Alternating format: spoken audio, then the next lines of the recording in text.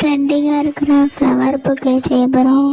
அதுக்கு தேவையானது white colour, light pink colour, dark pink colour, அடுத்து லெமன் க்ரீன்.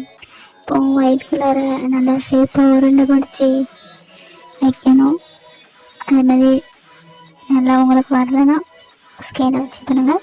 அப்புறம் pink colour, white colour, pink colour, white colour அப்படி மாற்றி மாற்றி இப்படி நான் வைக்கிற மாதிரி அப்படி கண்டமாக வைக்கணும்.